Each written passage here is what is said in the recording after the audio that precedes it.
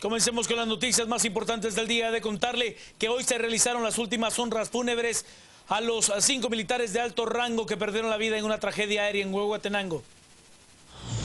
En el Estadio del Ejército se les realizó un homenaje póstumo al ex jefe del Estado Mayor de la Defensa, Rudy Ortiz, y al coronel Ronnie Anleu, porque así lo solicitaron los familiares.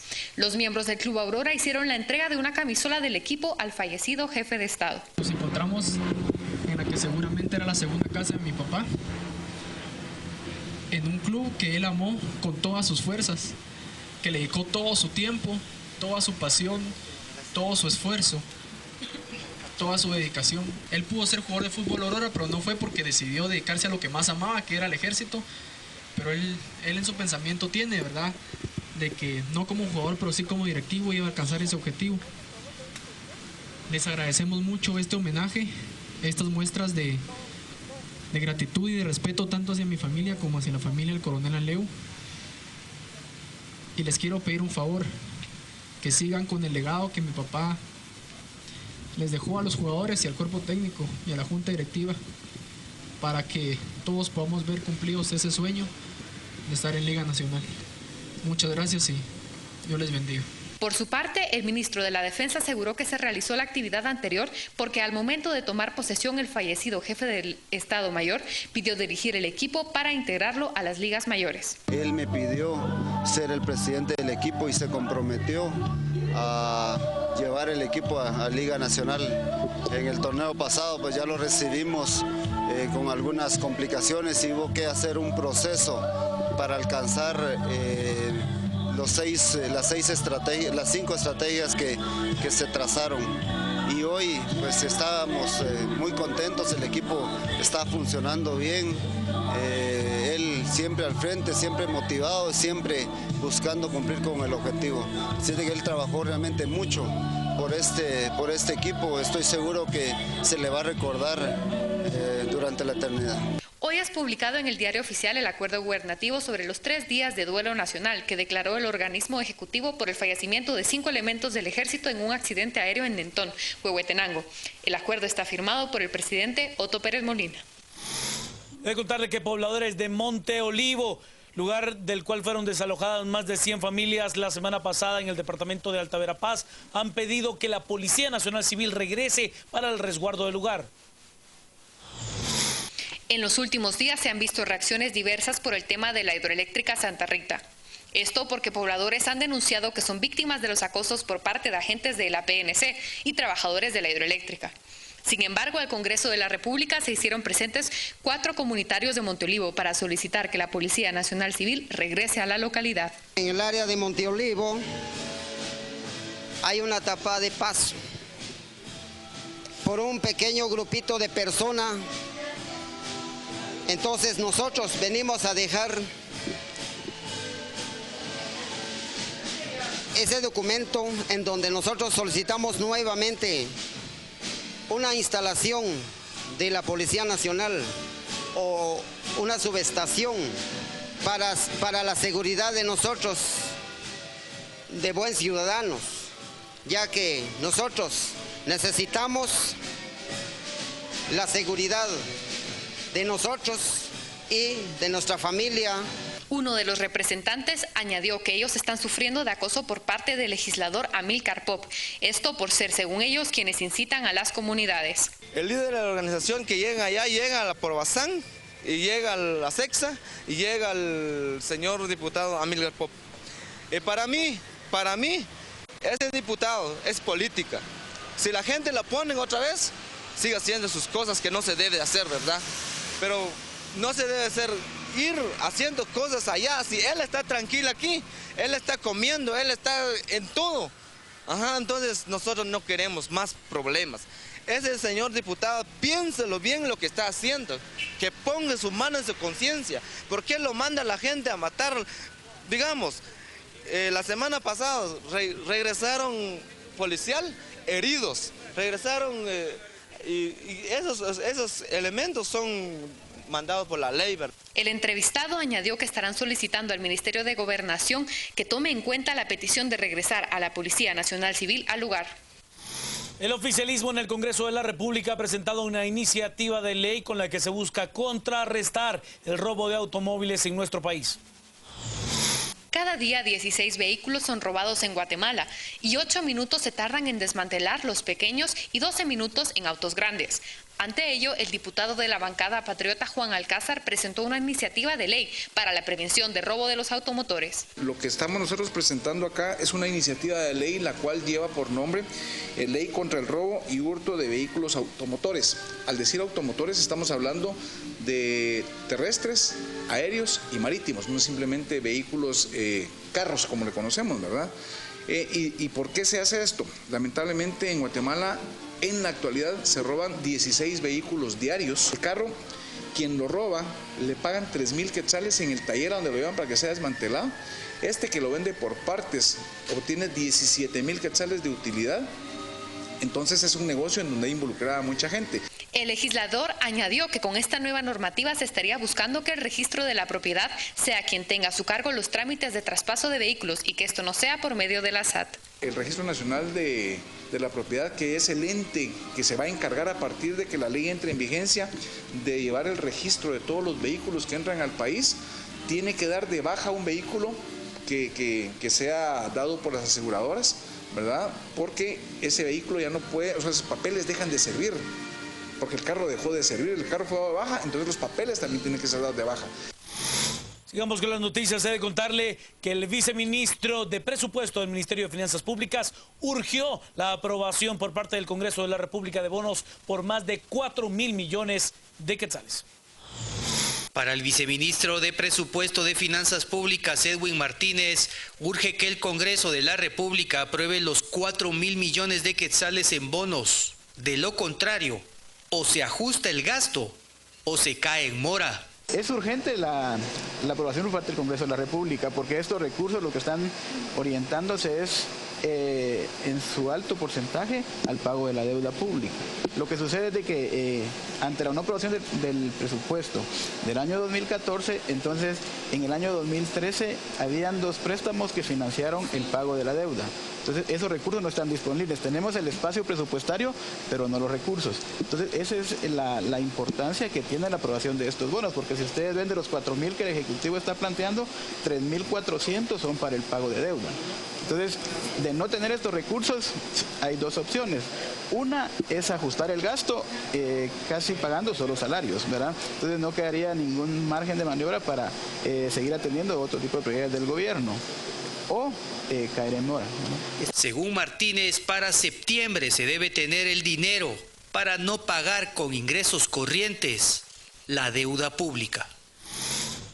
Y según el Instituto de Estudios Fiscales, Centroamericano de Estudios Fiscales, ICEFI, Guatemala aumentó su deuda pública durante el primer semestre del 2014, contrario a la reducción que tuvieron Honduras y Nicaragua. De acuerdo con el documento presentado por este centro de estudios, la deuda del gobierno guatemalteco aumentó un 7% al cierre del 2013 y alcanzó los 14,303 millones de dólares en los primeros 6 meses de este año.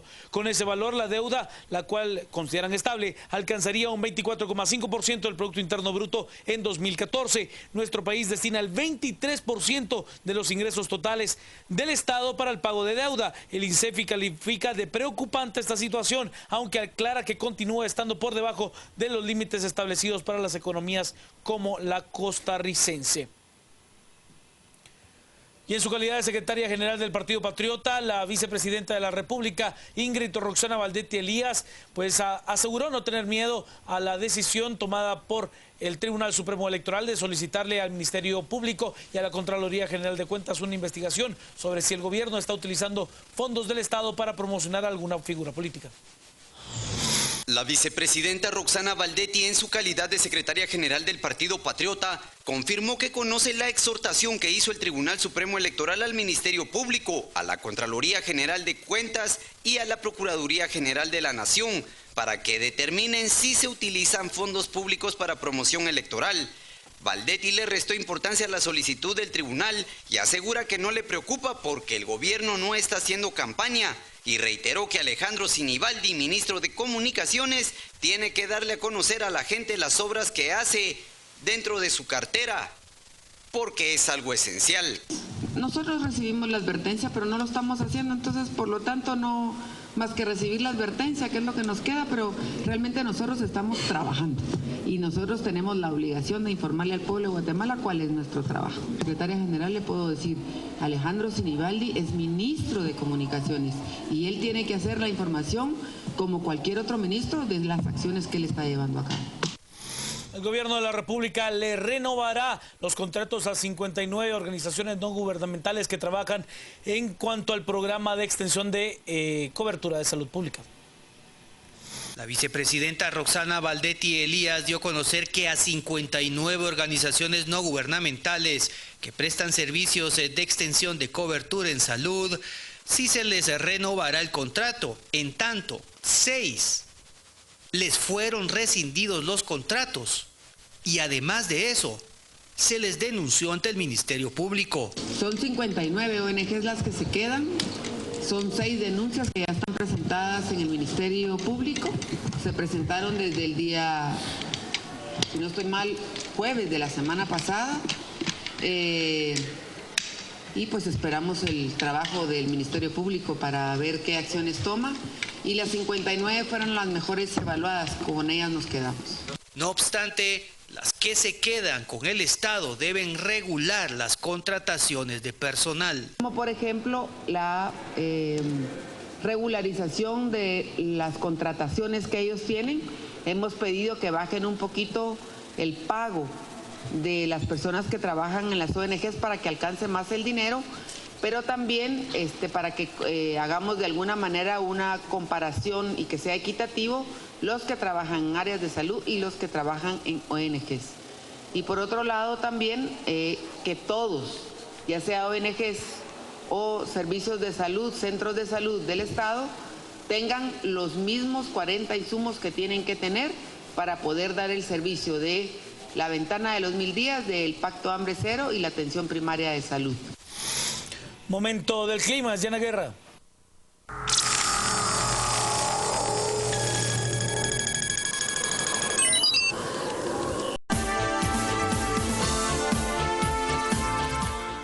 Buenas noches y bienvenidos. Hoy es el día viernes y como todos los viernes estamos listos ya para arrancar con esta discusión. Los presentadores de las noticias, los entrevistadores, los comentaristas de todas las noches. Claudia Méndez Herreza, bienvenida. ¿Qué tal? Buenas noches, Juan Luis.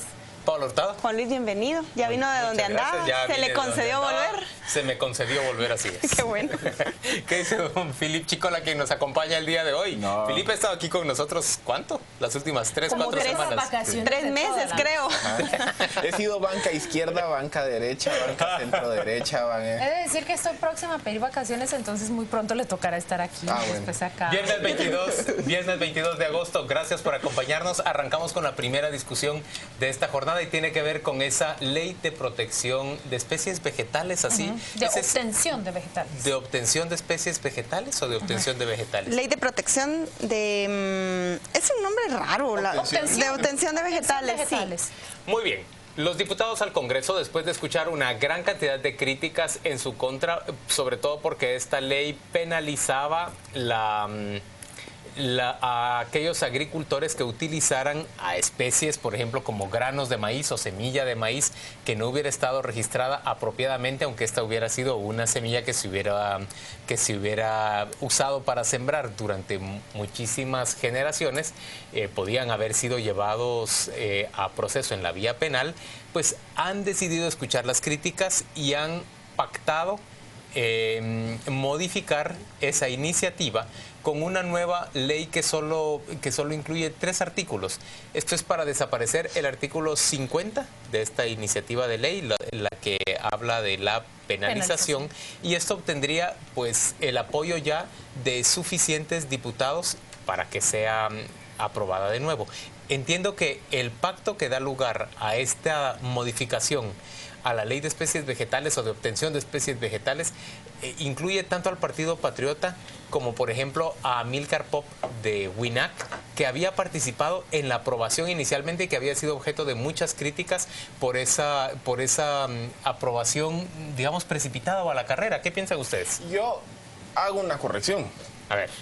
Es que realmente el artículo que se está modificando, el 50, no es nada más que una copia casi calcada de lo que hoy el Código Penal ya establece sobre violaciones a los derechos de propiedad intelectual. O sea, lo que ha pasado aquí es que se creó una narrativa que hablaba de que esta ley iba a permitir que vinieran empresas transnacionales a registrar las variedades vegetales que ya se utilizan en el país. Eso es mentira. La ley es muy clara en el artículo 8 y 9 de decir que solo va a aplicar a partir de las nuevas obtenciones, que se demuestre su carácter novedoso a partir de que la ley entre en vigencia. Entonces, todas las variedades que ya se vienen utilizando, comercializando y demás quedan fuera de la jurisdicción. Pero la discusión que se desarrolló iba en torno a que serían penalizadas las personas que utilizaran incluso semillas que ya se habían usado durante muchas generaciones. No, eso no, porque cabal era muy claro que decía, quienes produzcan material de una variedad protegida o cubierta por el artículo 15. Y la variedad protegida o cubierta por el artículo 15 establece aquí, a partir de que entre en vigencia la ley, lo que me venga a registrar para adelante. Sí, a ver, esta es una ley que habla de nuevas especies. Y la gran discusión es qué va a ser considerado nuevo y cómo no meter dentro de la categoría de nuevo a especies existentes. Eso es uno de los artículos que se va a modificar. Pero que no haya posibilidad de incorporar especies ya utilizadas en Guatemala como nuevas. Segundo, que no haya criminalización de los que utilicen para distribuir, sembrar o comercializar esas nuevas especies que van a recibir la obtención del vegetal, de la especie. Y la otra es un plazo de vigencia, pero son 3 artículos los que van a modificar porque no hubo oportunidad de sentarse a elaborar el reglamento con la postura de esta Alianza para la Biodiversidad. Lo que yo veo acá es que los diputados se han uno a uno desdicho de su voto en junio, cuando esta ley fue aprobada sin ninguna discusión. Cuando ya ven la animadversión que ha levantado la oposición, entonces empiezan a decir, yo no sabía, yo no entendí, eso lo modificaron. Los diputados quedan muy mal cuando en pleno mundial levantan la mano y la hacen pasar. Ahora dice que hay que reformarla. Señores, esto es una pero es que aprobar para luego reformar. La única reforma sustantiva de las 3 que se están proponiendo ahorita es eliminemos las sanciones por este delito de perseguir violación a obtenciones vegetales. Las especies que utilizan las comunidades pero indígenas. Si ese segundo artículo de excluir las especies que utilizan las comunidades indígenas es redactar en forma positiva lo que ya está dicho en forma negativa en el artículo 8 y 9, porque en el 8 y 9 se dice claramente, esta ley solo aplica para las nuevas variedades. Y por nuevas variedades me da una serie como de 12 variables que se tienen que cumplir. Entonces, todo lo que ya se ha usado, lo que ya se ha comercializado, lo que hoy se utiliza, desde el pequeño productor hasta el gran productor, no entra en jurisdicción de esta ley. Entonces, venir y redactar otro artículo creo que es políticamente correcto para decir, miren ya, o sea, no es mentira que van a venir a registrar las variedades que ya se usan. Y solo para ponerlo, pongámosle el candadito, pues, y ya quedemos bien con todos. Yo le voy a decir algo, Filip. Quiero jugar más el papel de curiosa o aprendiz cuando hablo de este tema que de analista. En realidad, confieso que me ha costado comprender de qué se trata. Me ha llamado mucho la atención el rol que ha jugado el decano de la Facultad de Agronomía de la Universidad San Carlos. No sé si ustedes han seguido todas las declaraciones que él ha dado y sus opiniones, pero yo me sentí tranquila cuando él dijo: es tan técnica que incluso a nosotros, que somos especialistas en esta materia, nos cuesta entenderla. Días después, revisaba yo que los diarios revelan las especies registradas en el ICTA, que es la organización o la entidad que las debe registrar. Y ahí era donde yo me hacía la pregunta. De aguacate hay 13 registradas, 2 variedades adicionales. Entonces yo me preguntaba, ¿qué es lo que propone esta ley? Digamos, tenemos el aguacate Hass. Lo voy a llevar al ejemplo y a la ilustración para que ustedes me corrijan o hablemos de las implicaciones. Está el aguacate Hass. Viene y en el futuro alguien descubre un nuevo aguacate, como en su momento fue descubierto el Hass en México. Aguacate Hass, versión renovada o versión 2.0 o versión 21. Lo que proponía la ley era que no se utilizara esa semilla sin tener el permiso o de quién la patentó, y así no se podía popularizar ni masificar su producción. ¿Es así? No. No es de patentar, es obtener una licencia de uso por 10 años. ¿Y por 15? Y por esa licencia, yo como investigador o como el que descubrió esa nueva variedad, tengo el derecho de que se me reconozca mi propiedad intelectual, de decir, bueno, yo puedo... Aguacate Philip. Yo puedo venderlo a un productor masivo, yo puedo comercializar la semilla, yo puedo ceder los derechos, pero que se me reconozca a mí ese derecho de titularidad sobre esa nueva variedad. Les pongo el primer ejemplo tangible que se iba a registrar. El café contra la roya, creo que es la beta Anacafé 14, que fue un grupo de campesinos de Chiquimula que forman parte de toda la estructura de Anacafé, que descubren una variedad vegetal del café que es resistente a la roya. Entonces, ¿qué es lo que ocurre? A ellos se les va a reconocer el derecho de obtención sobre esa variedad. Entonces, si el día de mañana se quiere empezar a producir masivamente esa semilla, ellos tienen el derecho de cobrar un derecho, un porcentaje. Sí lo entendí bien, entonces. Sí, pero por ejemplo, yo como productor, tal vez es aquí donde ha venido el problema. Yo como productor puedo ir a la distribuidora de semillas y yo puedo comprar la semilla Anacafé 14 que me va a costar, qué sé yo, 50. O puedo comprar la semilla Anacafé 13 que no está registrada y que me va a costar 30 porque no paga el derecho de obtención. O sea, yo sigo teniendo la opción de decir, si yo quiero producir con lo que he producido, siempre le doy. Pero el temor de las organizaciones es por la polinización, a ver si uso correcto el término. ¿Qué va a pasar cuando una existente se mezcle con una nueva? Exacto. Y eso es lo que los deja. Que sí hay que atender ahorita. Y es lo que el decano subraya, dice, es desconocer los procesos de polinización que existen y que puede suceder. Pero ¿saben cuál era mi pregunta? Que no se la pude plantear porque le estaba explicando lo que yo entendía de la ley y entiendo que iba por la línea correcta. Con las instituciones que tenemos, con la eficacia que tenemos de cada organismo que llega a verificar si el agricultor está usando esta nueva versión, ¿quién va a ejercer todo ese control? ¿Hay eficacia en el control? Al comercializarlo. No. ¿Verdad? Al comercializarlo a una escala ya que signifique un impacto en el negocio. ¿Quién ejerce control de que no estén pirateando los discos de Ricardo? A ese punto iba. Yo he visto fiscales que compran discos piratas. Que empieces a importar en gran cantidad los discos piratas. ¿Era correcto llamar a esta ley la ley Monsanto? Yo pienso que Monsanto puede tener un beneficio de esa ley, pero no es la única. Debería entonces llamársele con el No, Philip, no es correcto llamar la ley Monsanto. Porque lo que está haciendo es abrir la puerta para que los productores locales puedan ir registrando pero las variedades. Pero no es Monsanto su promotor. No. Es parte... A ver, esta ley tiene dos fuentes de presión. Primera, es un compromiso en el marco de todos los acuerdos de propiedad intelectual de la Organización Mundial de Comercio. Y que eso está regulado desde la suscripción del GATT en 1994, cuando Monsanto no era el monstruo que era ahora. Segundo, vía los acuerdos de libre comercio, tanto el DR-CAFTA como el de la Unión Europea. Y en gran medida, quien más ha empujado esto, incluso más que Estados Unidos, ha sido la Unión Europea, porque en la Unión Europea ha habido un desarrollo muy significativo del mercado de producción de nuevas variedades vegetales, sobre todo en países como Francia y como Italia. Entonces, esos países que tienen subsidios y protecciones muy marcadas a sus sectores agrícolas, pelearon en el marco del acuerdo de asociación la garantía de que si se van a llevar a cabo procesos, intercambios comerciales, que se reconozca también el derecho de obtención de variedades vegetales de esos agricultores europeos.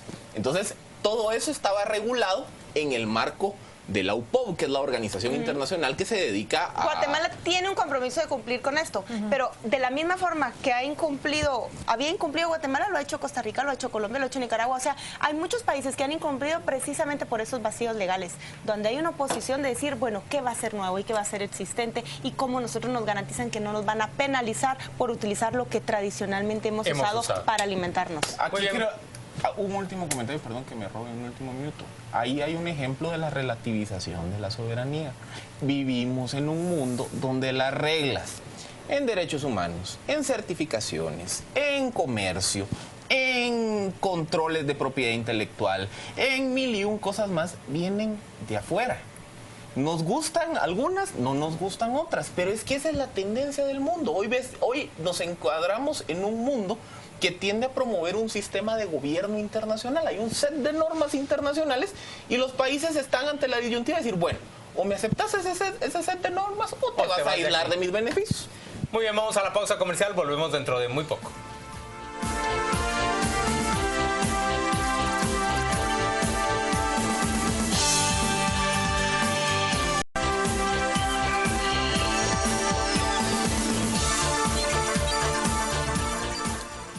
Esta semana se celebró acá en la capital guatemalteca, en un hotel de la zona 10, Hotel Camino Real, el quinto foro regional Esquipulas. El gran invitado de honor era Rafael Correa, el presidente de Ecuador, quien dictó una conferencia bajo el título o bajo la dinámica de proponer nuevos modelos de desarrollo.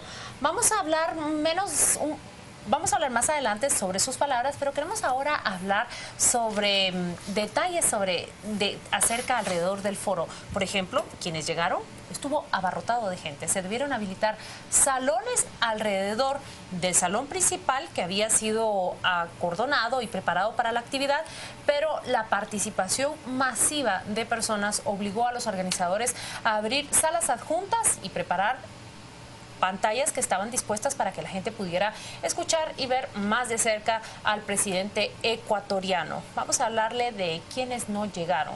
El gran ausente y el primero que notaron los medios fue Manuel Valdizón. Este dijo a una radio que no participaba porque se trataba de foros que se afincaban mucho, se concentraban demasiado en el pasado. Mencionó que no participaba en este tipo de actividades porque no se hablaba sobre la corrupción que afectaba tanto a las naciones y dijo otra serie de palabras sobre su ausencia en dicho foro. Trascendió que uno de los diputados de su agrupación política fue suspendido o sacado de la agrupación. Hay dos versiones, Manuel Valdizón da una, Roberto Vigate da otra, pero se le achaca que fue expulsado porque participó en dicho foro. Ahora, ¿quiénes robaron cámara? Robaron cámara, por supuesto, y es una foto que ha rondado y circulado a través de las redes sociales. Alejandro Sinibaldi, Roberto Alejos y Sandra Torres, sentados en primera fila, uno a la par del otro. Seguramente usted las vio. Yo quisiera también preguntar, ¿cuál es el propósito de estos foros? ¿Qué es lo que nos dejan? ¿Creen que Guatemala se queda con todas las ideas que trascienden en estas celebraciones, reflexionándose, debatiéndose, discutiéndose? ¿Cómo nos ayuda un foro de estos? Esto es la primera pregunta que yo les hago. Bueno, a mí sí me parece que resulta útil que se sometan a discusión las ideas y sobre todo las políticas ya puestas en práctica por un gobernante que ha mostrado éxito, yo no diría que relativo, sino bastante claro y determinado en su país. Me parece a mí también que el señor Correa representa una especie... A ver, hay un paraíso integrado por santos políticos. En un paraíso se encuentra, por ejemplo, Álvaro Uribe o el señor José María Aznar. En otro paraíso se encuentra el señor Correa.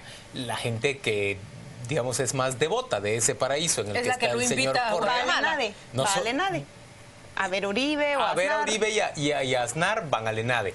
A Rafael Correa y a Baltasar Garzón. A ver, el foro Esquipulas nunca había tenido el éxito que tuvo en esta ocasión.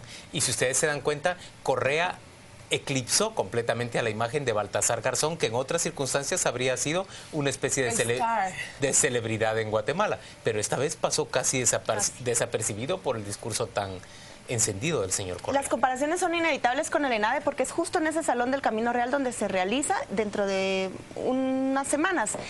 Y hay diferencias no solo en el discurso, sino en la organización. El ENADE creo que cuesta $100. Este foro era gratuito. Uno podía ir solamente con inscribirse en línea o ahí mismo en la mañana temprano. Hay diferentes propuestas. El ENADE ha abordado la pobreza, ha abordado la educación. La desnutrición. Pero desde una perspectiva diferente. El ENADE también llena ese salón, aunque no tanto como el señor Correa. El ENADE trajo a Uribe, ellos trajeron a Correa. El ENADE ha traído a Aznar, este señor trajo a Baltasar, o este foro de ahora. Ahora, ¿a qué llega la gente y qué se lleva? Yo creo que lo que se genera es tal vez una gran fogata que se apaga rápidamente. Espacios de reflexión, pero muy momentáneos. Del presupuesto de la República, ¿verdad? Es verdad, creo que Vinicio Cerezo tuvo un hit esta semana al convocar a toda esta población. No sé qué tanto quede de esto, aparte de una discusión muy encendida, pero muy corta también, de los modelos que él proponía. Hablaba de una educación gratuita, hablaba de un sistema de becas, hablaba de una recaudación de impuestos mucho más eficiente. Bueno, si alguien lo retomará para una campaña electoral, creo que será lo que más lejos que veremos llegar las propuestas. Yo lo que puedo decir que queda es justamente este tipo de discusiones donde nosotros tratamos y traemos hacia audiencias más expandidas y amplias las ideas que se promovieron allí. Pero eso no es suficiente. A mí me gustó, por ejemplo, asistir y darme cuenta que alrededor mío estaban muchos participantes que provenían de los salones universitarios. Muchos de ellos se reportaban con un catedrático quien les dijo esto va a contar como asistencia. Había otro catedrático que había dicho que sus alumnos estaban allí. Entonces pienso que toca ahora a...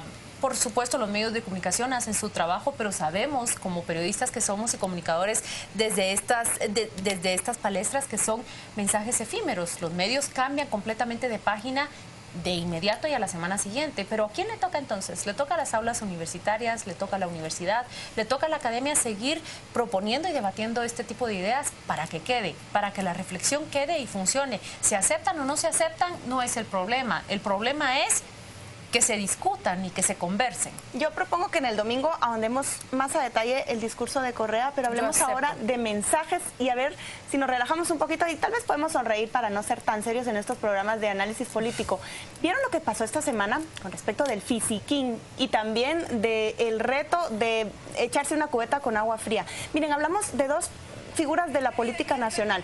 Alejandro Sinibaldi con la vicepresidenta Roxana Valdetti en la actividad por el Día de la Juventud. Ella le habla a un público joven y le dice, ¿estará fisiquín o no? Ustedes seguramente vieron ese video que se repitió. Vamos a escuchar el video. Escuchémoslo, si entonces si producción tiene el audio. El ministro de Comunicaciones trabaja peor que ustedes porque parece... Miren, lo que escuchamos es el remix que hizo el DJ guatemalteco Rots y que ese hizo a la tarea de mezclar la voz de Roxana Valdetti y fusionarla con ritmos electrónicos. Fue un remix que ahora también es como un sonido de teléfono, un ringtone, que fue presentado en la radio Mega 107 FM del locutor Ronald McKay y él lo lanzó y se viralizó increíblemente. Déjenme plantear una pregunta a partir de esto, junto con lo que vamos a ver ahora. Roberto González, el ex candidato a la alcaldía metropolitana, también fue tendencia en redes sociales, porque él dice, según los memes, no lo dice él, fue el inventor de ese reto con el cubetazo de agua fría y 2 campañas atrás cuando compitió la primera vez y él a la par de un tonel se bañó y mostró las dificultades que tiene la gente sin servicios en la capital. Fue el primer guatemalteco que se echa el guacalazo, por eso le pusieron también guacalazo. La pregunta que queremos lanzar, a ver qué dicen mis compañeros es, ¿les beneficia o les perjudica esta viralización en redes sociales a su imagen, sí o no? Que no fue emprendida por ellos inicialmente. ¿Qué piensan? Yo quiero responderle primero. Yo considero que les beneficia. Y no voy a decir si el mensaje es positivo o no. Les beneficia desde el punto de vista que la gente está hablando de ellos. Se viraliza y quien quiera que se encuentre frente a una computadora y lo vea, escucha que hay un Alejandro Sinibaldi, que es un ministro de Comunicaciones y que es trabajador.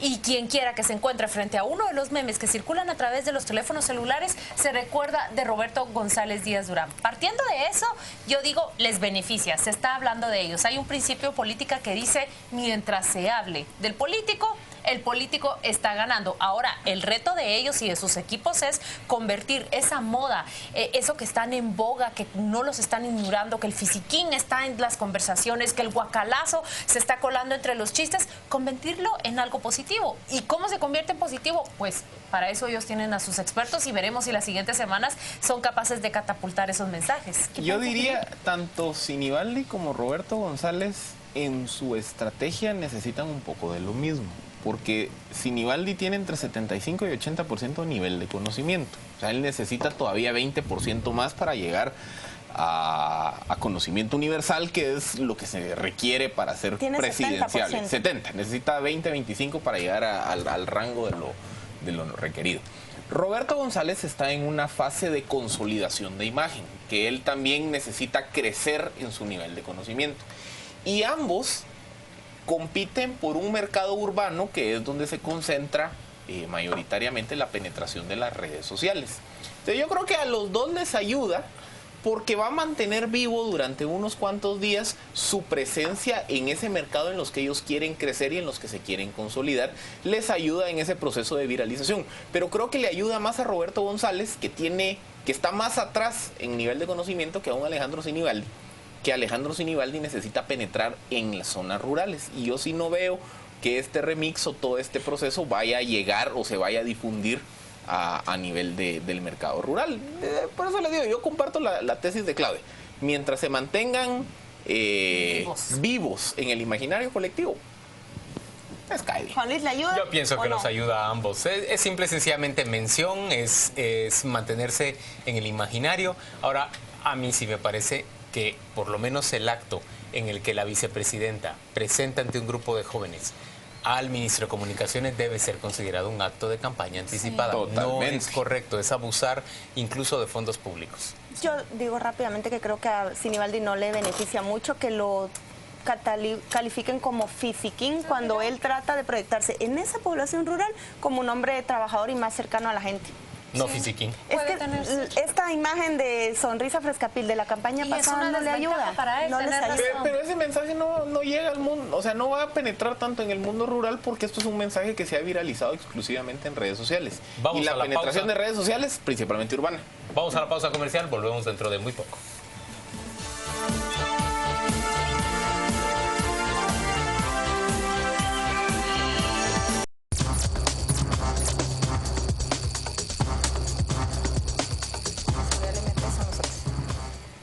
Estamos de vuelta para presentarles ya 5 noticias que habremos de discutir en un minuto y arrancamos con la primera de ellas. Se trata del desplome de un helicóptero militar en el departamento de Huehuetenango, muy cerca del destacamento de Las Palmas. En ese accidente terrible murió el jefe de Estado Mayor de la Defensa, el señor Rudy Ortiz, y murieron también 4 integrantes de su plana mayor o de su mando militar. Se trata de un hecho que de inmediato enlutó al ejército de Guatemala. El presidente de la República acudió a recibir los restos de las personas fallecidas a la Fuerza Aérea esa misma noche, muy lluviosa. Pues regresaron esos cuerpos a la ciudad de Guatemala. Y escuche usted esto, una nota que publicó el Diario Digital nos informa que después de este accidente, el ejército o la Fuerza Aérea de Guatemala se queda ya solo con 2 helicópteros disponibles. ¿Qué piensas? Yo pienso que es lamentable, pero me quiero referir a la incapacidad que tiene el INASIF de entrar a conocer estos casos. Hablaba el vocero de ellos que no hay un laboratorio de accidentología que permita establecer si hay mano criminal, una falla técnica o fue debido al clima. Desconozco a detalle qué es ese laboratorio, pero cuesta solo 1 millón de quetzales y nos permitiría entrar a conocer con prueba científica si estos casos son un accidente o no lo son, porque yo he escuchado muchos rumores de que aquí pudo haber mano criminal. Lamentablemente no tenemos la herramienta para saberlo. Yo considero que Paola tiene la razón y debe de inyectarse mucho más recurso a este departamento. Ahora bien, creo que también deben existir operaciones coordinadas, porque sí existen investigaciones muy serias. Recordemos que las aseguradoras protegen las naves y los pasajeros, y entonces ellas vienen y levantan toda una investigación para determinar. Campanita que ustedes acaban de escuchar marca el final del minuto que tenemos disponible para discutir. Hemos cambiado por aquella chicharra, ¿recuerda usted? Horrorosa. Pero me parecía a mí que eso le obliga a uno a callarse. Claro, esta campanita está demasiado tímida. Claudia la ignoró impunemente. Y viera cómo nos trató cuando usted no estaba. Vamos nos callaba. a discutir el segundo hecho que vamos a presentarle a usted en un minuto y se refiere a la intoxicación de integrantes de la Academia de la Policía Nacional Civil y empleados del Ministerio Público. La empresa Presto ha admitido su responsabilidad. Se cree que se intoxicaron con E. coli debido a los alimentos que ingirieron proveídos por esa empresa. Cedámosle la palabra a Philip. Bueno, yo creo que aquí la pregunta del millón es si esta es una causal para rescindir el contrato o no. La empresa se ha hecho responsable de los gastos médicos que acarree esta intoxicación. Sí, por eso les digo, creo que es la pregunta es si esto va a generar, o sea, mi pregunta hacia futuro es si esta mala o esta mal pasón puede afectar los intereses de la empresa al momento de competir por otra licitación de alimentos o no. O sea, creo que ese es salvo lo anecdótico, yo creo que eso es lo que queda ahí. Yo soy re pesimista y pienso que no. Porque cuando se dan esas licitaciones y esos concursos, en realidad poco están las juntas licitadoras preocupadas por los antecedentes de las empresas y les preocupan más otros menesteres que esos. Estamos hablando de contratos cuando hubo gente severamente enferma que tuvo que tener estuvo internados. Son 315, se pudo haber muerto alguien. Yo creo que la responsabilidad debería ser más allá de cubrir los gastos médicos. Muy bien, vamos rápidamente al tercer hecho de esta semana. El Tribunal Supremo Electoral ha recomendado a funcionarios tanto del Ejecutivo como a diputados al Congreso, pero también a alcaldes que se abstengan de participar en cualquier acto que pueda ser considerado de propaganda o campaña anticipada. ¿Qué piensan? Solo el mismo verbo recomendar me parece que es tan débil. Es como que yo exhorte a alguien, pero no te obligo. Mientras no haya una exigencia del TSE de que usen los espacios públicos para promocionar, es palabra muerta. Bueno, prácticamente podría cualquiera recomendarles al Ministerio Público y a la Contraloría General de Cuentas que vigilen que todas las leyes se cumplen y que los funcionarios todas sus acciones estén circunscritas a lo que regula, ¿cómo se llama? La Ley de Responsabilidad de Funcionarios, ¿no? Les hacemos una atenta invitación. Sí. Es que, miren, pues, cuando uno lee el concepto de que es el Tribunal Supremo, es la máxima autoridad en materia electoral. Este tema no es electoral, este tema es de manejo de fondos para publicitar la imagen de personas que pueden, todos sabemos que van a llegar a ser, pero en el estricto senso legal, ser candidatos. Yo veo más que esto es un tema de jurisdicción de la Contraloría, del Ministerio Público, y que se tiene que regular vía un marco legal completo de cómo se utilizan los recursos públicos para promocionar a individuos particulares, a funcionarios y a potenciales candidatos. Final del tiempo para discutir. Arrancamos con la cuarta noticia que habremos de presentarle y discutir en un minuto. Ese reo que usted ve en sus pantallas y que es conocido pues en su círculo de influencia como el White. Que no le hace honor a su piel. No le hace honor a... Bueno, pero en términos generales su tez es más blanca de lo general en Guatemala. Él logró escapar mediante la ayuda. Este fue un ataque coordinado del grupo de pandilleros que sigue sus instrucciones cuando era conducido por 2 guardias del sistema penitenciario. Esos 2 guardias habían aceptado una invitación suya a almorzar y fueron agredidos, fueron atacados para luego perder a la persona a la que estaban custodiando. Pues a mí me parece francamente una vergüenza que alguien que es catalogado, que debe ser catalogado como un jefe de una clica, un recluso de alta peligrosidad, salga a atención médica acompañado únicamente de 2 guardias, a quienes, por cierto, invitó a almorzar. ¿Eso no es corrupción? Claro que es corrupción. Pero más que corrupción, bueno, corrupción y muchos crímenes más. No es corrupción porque ganan poco, es corrupción porque no hay controles. No, pero pueden ganar el triple. ¿Qué diferencia hay de que me compren un almuerzo a de que me paguen una comisión de 1 millón de quetzales por una obra? Philip, el concepto es el mismo. Pueden ganar 10,000 quetzales esos guardias que van a ser corruptos si no hay autocontroles. Es corrupción, pero en gran medida sí, parte de la culpa es los magros salarios de los guardias penitenciarios. Pero esta es materialización de la corrupción. Si yo, guardia, estoy dispuesto a recibir alguna prebenda, o aunque sea un almuerzo, del reo, eso es corrupción, se le tiene que perseguir. Claro, falta de controles. ¿quién lo va a perseguir? Vamos a la última nota. El día jueves el presidente de la República en Puerto Quetzal inauguró las obras de la terminal de contenedores que fue concedida a Puertos de Barcelona. Ese día, por supuesto, hubo protestas de los sindicalistas que se oponen a esta iniciativa. Recuerde usted que esta fue una polémica concesión realizada en un día miércoles santo por el presidente de la República a Puertos de Barcelona. Lo que a mí me llama la atención es el financiamiento que consiguieron para esa primera fase. Entiendo que de 120 millones, 40 millones son del Banco GIT, es capital guatemalteco y el resto es del IFC. Creo que es una apuesta interesante del sector bancario nacional y si no estoy equivocada es el gran proyecto que va a echarse en marcha, aún con todas las críticas, incluso mías, en esta gestión de gobierno, el de mayor monto. Un gran proyecto de infraestructura. Sí. Sí, yo creo que aquí lo interesante será ver el efecto inmediato, porque la gran crítica que se hizo aquí fue sobre el tema de la transparencia al momento de dar la concesión.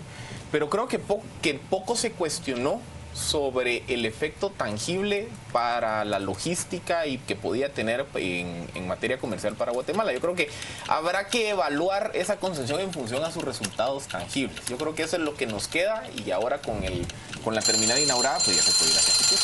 Muy bien, hemos llegado así al final de esta discusión de 5 noticias en un minuto al aire. Y ahora pasamos a uno de los pasamos a ganadores y perdedores de nuestros televidentes, que es evaluar a los ganadores y perdedores de la semana. Y entramos de una vez a las 3 propuestas de los ganadores. Diego Martínez, un joven de 16 años de edad, chef y productor de una radio en línea, anunció que el 10 de diciembre próximo será recibido por el Papa Francisco en una audiencia y que aprovechará para invitarlo a que visite el país. Lleva una carta suscrita por 220,000 personas que acompañan esa invitación. El segundo propuesto para ganador es el 5º Foro Regional de Esquipulas, porque su invitado principal, el presidente de Ecuador, Rafael Correa, y sus mesas de discusión se posicionó como el tema de la semana y prácticamente a Correa casi que lo sacan cargado en procesión del hotel. Y la tercera propuesta son los pensionados del Instituto Guatemalteco de Seguridad Social, cuya junta directiva, o la junta directiva, mejor dicho, del IX, autorizó un aumento de 60 quetzales en las pensiones. ¿Por quién votan? Ay, Dios, me cuesta votar, pero... Voto por el Foro Regional y por Vinicio Cerezo como su anfitrión. Yo también voto por el Foro Regional, por Vinicio Cerezo y Olinda Salguero, su organizadora. Sí. Creo que ellos hicieron un excelente trabajo.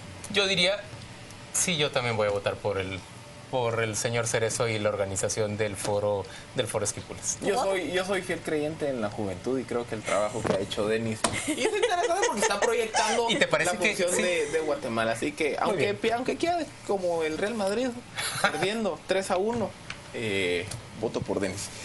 Los perdedores de la semana, también nuestras 3 propuestas. Primero, Bank of America, el segundo banco más grande de Estados Unidos, pagará 16,000 millones de quetzales por haber engañado, de dólares, perdón, por haber engañado a inversionistas sobre la calidad de los préstamos que contrataba previo al estallido de la crisis bancaria del año 2008. La segunda propuesta de perdedor de la semana es el proveedor de la comida que intoxicó a los empleados del Ministerio Público y de la PNC. Paola decía que esto debería tener repercusiones más allá de sufragar los costos médicos. Habrá que ver si no les afecta también en futuras licitaciones.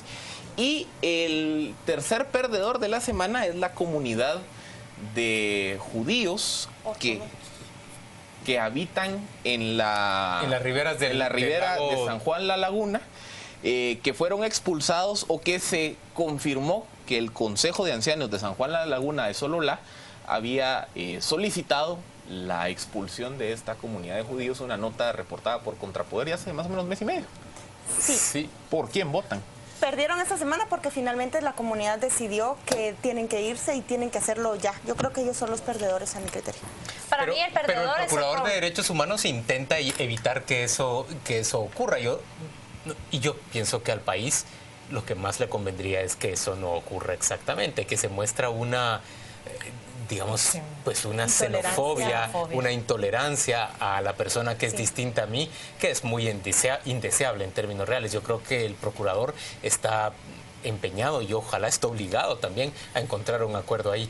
perdedor de esta semana. Yo más creo que sería Guatemala perdedora si terminan siendo expulsados los judíos. Yo no voy a decir mucho sobre mi voto. Paola lo dijo muy bien en el segmento anterior. El proveedor de comida que intoxicó a esos policías es un gran perdedor. Yo igual sustento la apreciación de Juan Luis. Yo creo que nos estamos retrasando como un país intolerante, xenofóbico, y justamente siempre se ha mencionado que el racismo viene de lo ladino a lo indígena, y yo creo que hay que analizarlo en todas sus dimensiones, porque al final lo que nos está explicando este caso es que el racismo tiene causales mucho más profundas que los temas como siempre se abordan. Así que, ¿cómo quedamos? ¿3-1? Pues sí, con el spin diferente que le dimos de que el perdedor es Guatemala. Claro. Jóvenes, gracias por acompañarnos ustedes hoy en la noche, y gracias a toda nuestra audiencia también por acompañarnos este viernes por la noche. Le esperamos, por supuesto, el próximo domingo. Que tengan ustedes un feliz descanso y que lo disfruten mucho.